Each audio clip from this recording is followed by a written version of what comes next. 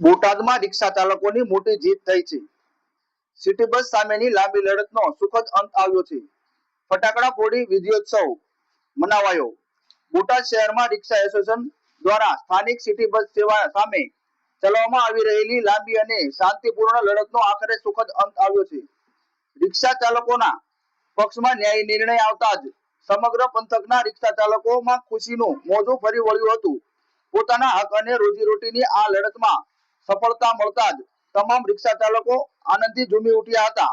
ફુલહાર અને આતિશબાજી સાથે ભવ્ય ઉજવણીઓ ઐતિહાસિક જીતને વધાવવા માટે બોટાદ રિક્ષા એસોસિએશન દ્વારા એક ભવ્ય વિજયોત્સવનું આયોજન કરવામાં આવ્યું હતું, જેમાં મોટી સંખ્યામાં રિક્ષા ચાલકો એકત્રિત થયા હતા. રિક્ષા ચાલકોએ એકબીજાના મોં મીઠા કરાવી ગગનભેદી નારા લગાવ્યા હતા.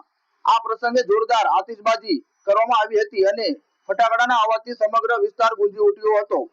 રિક્ષા ચાલકોએ પરંપરાગત રીતે ગરબે ઘૂમીને અને નાચીને પોતાની ખુશી વ્યક્ત કરી હતી. એસોસિએશનના પ્રમુખનો માન્યો આભાર. કપરી લડતમાં રિક્ષા ચાલકોના પડખે અડીખમ ઉભા રહેવા બદલ અને યોગ્ય માર્ગદર્શન પૂરું પાડવા બદલ તમામ રિક્ષા ચાલકોએ રિક્ષા એસોસિએશનના પ્રમુખ શ્રીનો હૃદયપૂર્વક આભાર વ્યક્ત કર્યો હતો. પ્રમુખશ્રીને ફુલહાર પહેરાવી તેમનું ભવ્ય બહુમાન કરવામાં આવ્યું હતું. રિક્ષા ચાલકોએ જણાવ્યું હતું કે એસોસિએશનના મજબૂત નેતૃત્વ અને તમામ સભ્યોની એકતાના કારણે જ આજે આપણને આ ન્યાય મળ્યો છે અને આપણી રોજીરોટી સુરક્ષિત થઈ છે.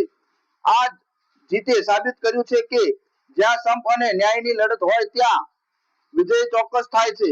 આ સફળતાથી બોટાદના રિક્ષા ચાલકોમાં એક નવી જ ઉત્સાહ અને સંગઠનની શક્તિનો સંચાર થયો છે. SG news Gujarati, Botad. મારું નામ સલીમ, એક રિક્ષા ડ્રાઈવર છું. આજ રોજ અમે અમારા રિક્ષા એસોસિએશનના પ્રમુખ દિલીપ મહારાજ તેમની સખત મહેનત અને લડાઈથી આજ રોજ આ તમે જોઈ શકો છો જેટલા રિક્ષાવાળાને ફાયદો થયો છે તેવા બધા સાથે રાખીને અમે એમનો આભાર વિધિનો કાર્યક્રમ કરેલો છે. તમામ રિક્ષા ચાલક વતી અમે દિલીપ મહારાજનો ખૂબ ખૂબ આભાર વ્યક્ત કરવી છે કે જે અમને હંમેશા સાથ અને સહકાર આપતા રહે.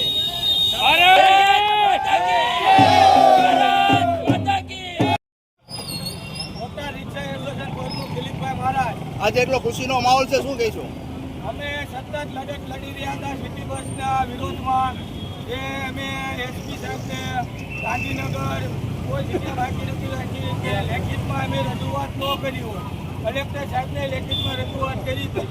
એનો આજે અમને નિર્ણય મળ્યો છે. સિટી બસ નાળીપુર બાળિયાની બધે બંધ થાય છે અને ખરેખર બંધ થવી જોઈએ. જો સરપંચોને એટલું જ જનતાનું એમના પોતાના ગામના માણસોનું જો દાદતું હોય તો આજ દિન સુધી એસટી બસોની માંગ કેમ ન કરી કે ભાઈ અમારા બાળકો સ્કૂલે જાય ગામડામાંથી તો એસટી બસની સુવિધા આપો.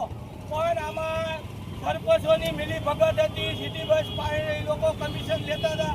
એના હિસાબે ગામડાઓમાં બસો ચાલુ કરવામાં આવી છે. બાકી કોઈ જનતાના લાભ માટે ચાલુ કરવામાં નથી આવી. તો એસટી આટલી બધી ચાલે તો એસટી પાસે માંગ કેમ કરવામાં ન હોય કે ભાઈ અમારા ગામડાઓમાં તમે એસટી બસો વધારો, અમારા બાળકો સ્કૂલમાં જાય, હોસ્પિટલમાં દર્દીઓને જવાનું હોય તો સુવિધા તો મળતી નથી કોઈ જાય.